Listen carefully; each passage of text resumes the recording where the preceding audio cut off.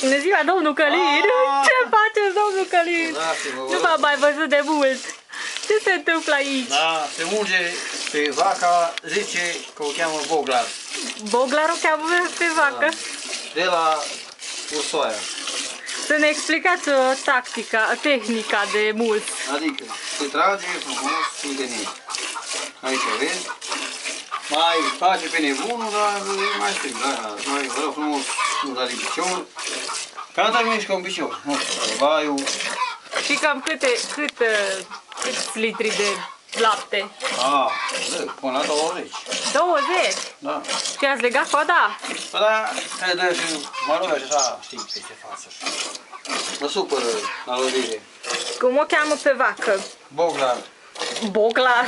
Da, un nume unguresc, te rog frumos. I-a spus cercei?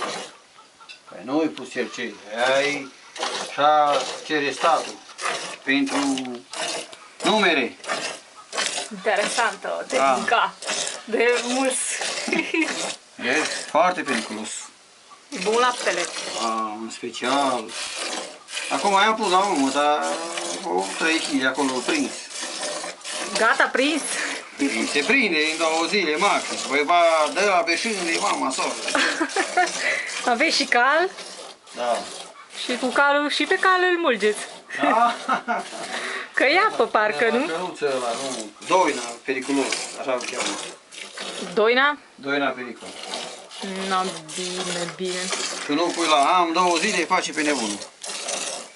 Dar nu pare că strangulați așa țăța. Ani, străini. Tu erai mică tu odată, murgeam și când ai venit, dintr-o dată, și am făcut. Și ai mostrat pe față. Și ai fugit afară, n-ai spus la mică. Te-ai murdărit. No, bine, spor la treabă vă dorim și Mersi frumos. la revedere. Vezi? Deci am mâncat și voi la oraș. Ni. Vezi? Ni. Mul eu. Atenție. Aveți o tactică. E original, atenție. Boglar. Pericol.